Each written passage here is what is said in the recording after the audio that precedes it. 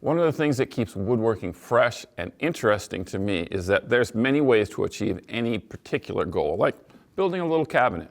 So when I heard that Kreg Jig had completely redesigned and relaunched their entire line of pocket hole jigs, I decided I'll build this little cabinet with one of them and test it out. Let me show you how it worked.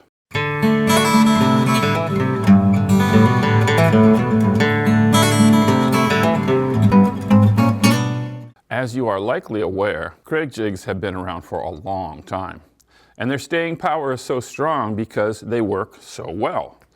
They are an ultra-practical, easy-to-use, and economical system for creating strong joints. Well, now they've redesigned their entire line from the ground up, keeping the core of their jigs, but making them even easier to work with. The basic line is a good, better, best series, starting with the 520PRO, jumping to the 720, and then the 720PRO. To find out more about each of these models, check out KregTools.com. As I said earlier, when I got wind of these new Kreg Jigs, I thought building this little cabinet with them would be a perfect test run. It's a frame and panel construction with a full overlay door. The lumber is clear pine. I painted the plywood panels and top, but you could stain them as you wish. The top is made from a poplar panel. If you'd like to build this little cabinet, there's a technical drawing complete with a material list available free as a download. See the details below. To get started with the sides and the doors of the cabinet, I ripped down some 1x clear pine to the 2.5-inch width for the stiles and the rails. With that done, I used my job site saw to cross-cut the pieces to length. To wrap up this bit, I formed rabbets in the pieces to accept the 1/2-inch plywood. Now it's time to put the 520 to work. The first thing you need to do is set for the thickness of the lumber on the jig here, and I need to set it for 3/4 of an inch.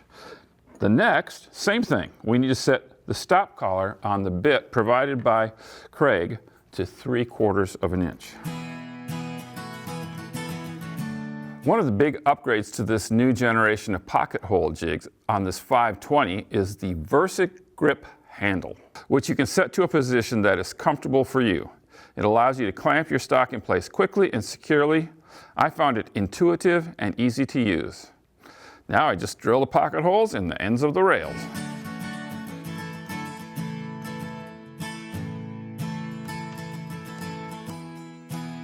As with the previous iteration of Kreg Jigs, actually putting the joint together couldn't be easier. I'm just using a little bit of glue on the end here, and I'm going to align it. Kreg provides a 2-inch face clamp. Clamp that in place. Aligns the joint perfectly. Then you just drive the screws. It's really just that easy.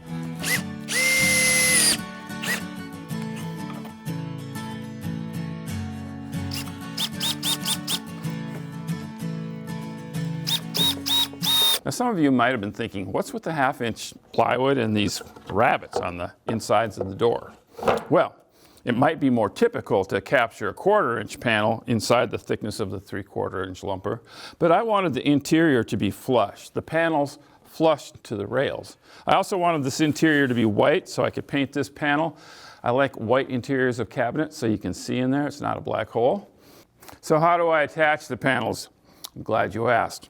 This gives me a chance to use the micro pocket guide and use the smaller screws as well. Just mount the micro pocket drill guide in the 520PRO, set it and the special pocket drill for 1/2-inch thick material, and you're ready to go. I also attached this new docking station to the 520PRO. It works great with these wider panels. Then I just drill the pocket holes on the inside of the plywood panels. One important point, the plywood panels are an 1/8 inch smaller side to side and top to bottom than the openings the rabbets make. This allows the stiles and rails to expand and contract a bit with seasonal changes. But it also means that when you install the panels, you'll need to put a spacer top and bottom and side to side as you drive the pocket screws, and then remove the spacers. So now you know how the sides and the door are made. The cabinet is held together by 4 identical cross pieces, which are just pocket holes screwed to the sides. Then the bottom and the back are plywood that are just screwed to those cross braces. The feet are 2 pieces of pine that's glued together and then screwed to the same cross pieces. All of this is made clear in the technical drawings that you can download for free. Now for the top. As I mentioned before, I bought a pre-made glued up panel at a big box store, and then I cut it down to size. I prefer a backsplash on any kind of cabinet like this to keep things from falling on the floor off the back edge. So I made that from leftover material from the top. 2 1-inch strips that I simply glued together to make the backsplash. And then I plowed a little reveal down the center for decorations. Finally, the door is hung on 2 full overlay self-closing hinges that I got from Rockler.com. And there you have it, a small cabinet built using the Kreg 520PRO. And I have to say I found it easy to use and very accurate. I'm Rob Johnstone from Woodworker's Journal. Thank you for watching.